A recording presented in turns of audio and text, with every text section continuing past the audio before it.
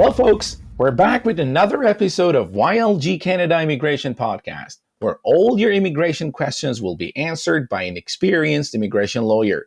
Here with me is Afshin Yazdani, a barrister and solicitor from Toronto, Ontario. I'm so glad to have you back here. My pleasure. Happy to be here. Today, we'll be talking about New Brunswick Provincial Nominee Program. So this is great news for those entrepreneurs out there looking into obtaining a Canadian PR through NBPNP. Let's just start with the basics. What do we need to know about this program? Well, Ryan, simply the New Brunswick is an economic immigration program which is for experienced entrepreneurs who are ready to establish, operate, and actively manage a business in New Brunswick while they are living and settling there permanently. So Afshin, you said that this is a program for entrepreneurs. Is this the same thing as an investment plan? Right at the beginning of the guideline under New Brunswick PNP program, it says you must be ready to establish, operate, and actively manage a business in New Brunswick. So it's not a passive investment. You need to establish, operate, and actively manage. Got it. So it's not like about having the money, you need to have the idea as well, right? It's not necessary to have the idea. Definitely for any kind of business in Canada, like any other countries, you must have a business plan. And I'm going to explain later on how these things work, but that was a good question because sometimes people think if I invest, for example, $250,000 in a specific province in Canada, then I can get my PR and I don't have any other obligation. But this is not right because you need to operate and actively manage a business. It's an economic class category, so they're asking you if you can come and benefit Canadians in Canada while operating your business. Interesting. We're going to dig in more in just a second.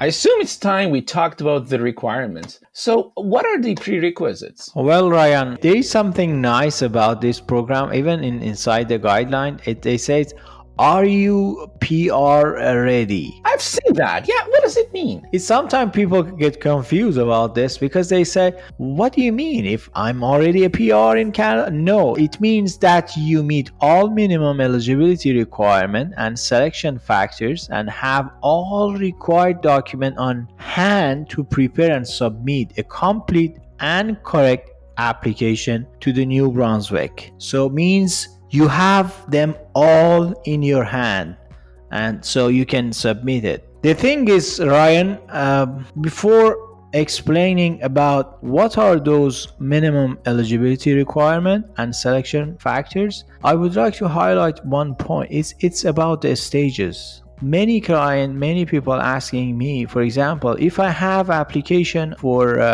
NPPMP program, having a file in Canada Immigration Office, to answer that thing, I need to explain the stages.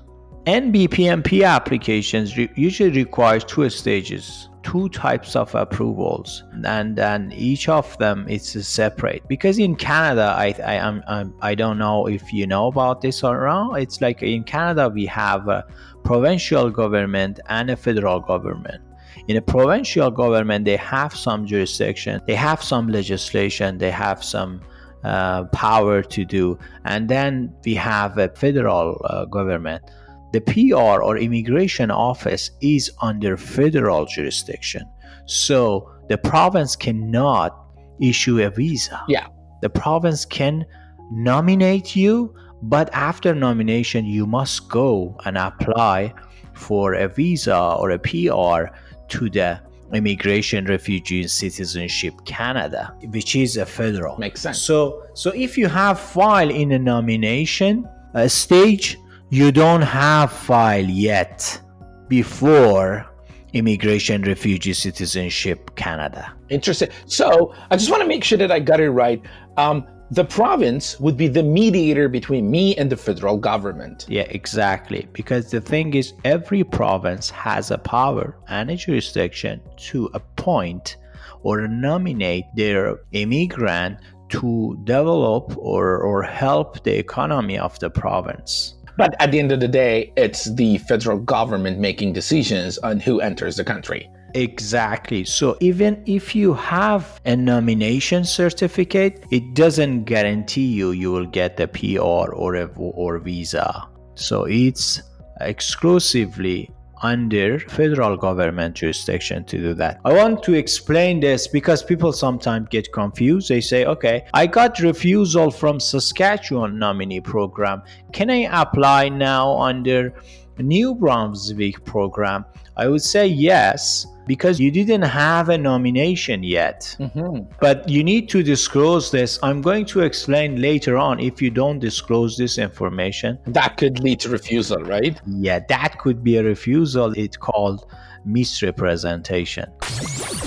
You are listening to YLG Podcast with Afshin Yazdani, exploring the latest news, tips, and strategies about immigration to Canada. So, can you go over the 2 stages for us? Yeah, sure. Stage 1 is application to NB PNP for a nomination certificate. For doing that, you must meet all eligibility criteria and selection factors. So it's simply by applying to New Brunswick PNP program by registering online and submitting something they call EOI, is expression of interest. Then if you have invitation to apply, which also known as ITA, it's sent to your attention, then you can submit a full application online. Then there is a processing, and then you might ask to attend an interview. And then if you get a nomination at the end, nomination certificate, you move to the stage 2. On a stage 2, you apply to IRCC, which is again Immigration, Refugee, Citizenship, Canada, for a PR visa.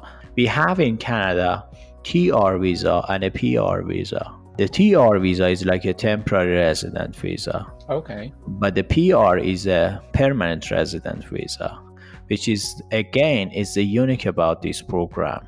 You can apply for a PR visa straight away. Okay. But you can't necessarily do that with other programs for other provinces, right?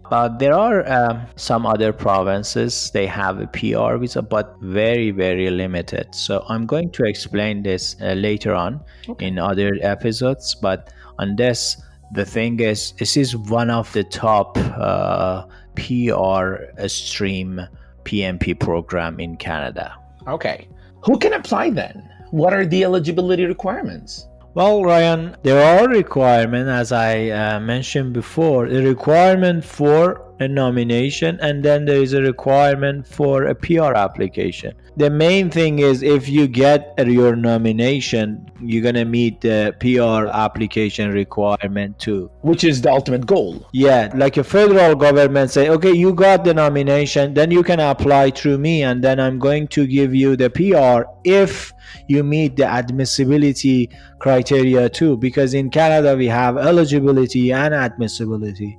The eligibility criteria is like more about age, language, education, personal net worth, business ownership, or a senior management experience, business concept, and some other thing. But for admissibility is something else.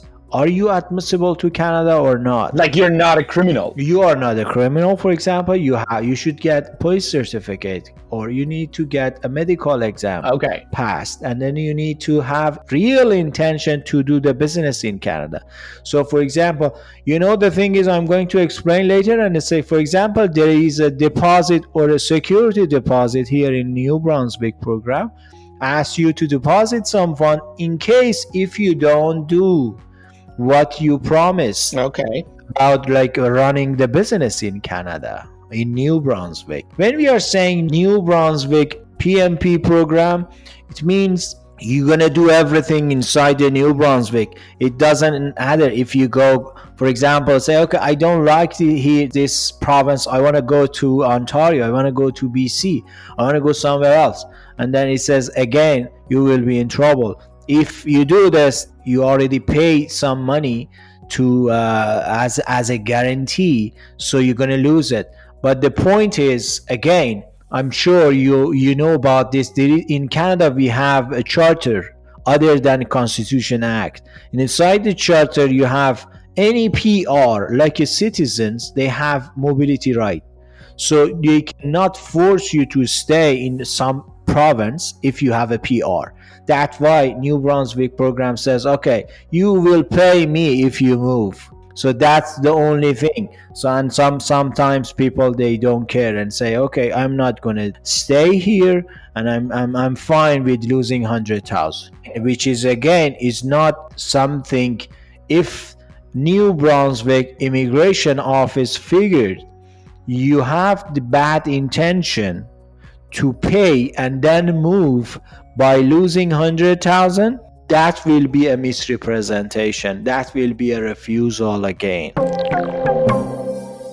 There is something, expression of interest, or EOI, is a point-based system.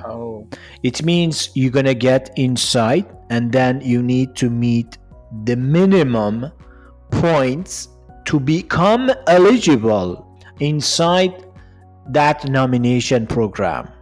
So I explained like before about the stages, and first stage I said you need to apply through EOI, expression of interest. That was the first stage. Yeah, first stage. When you do that, you need to have minimum score of 65 points under this program. And you're going to explain how we calculate the scores, right? Yeah, exactly. Another point is, if you meet the minimum of 65 points, again, doesn't guarantee you will get invitation to apply, because it's kind of competition between you and some other candidate who has a better score. We can check, for example, there is a draw during a year. There are certain times they do drawing, and then the draw, it says, for example, last time we draw, that was the minimum point, which is usually above the minimum 65. Okay.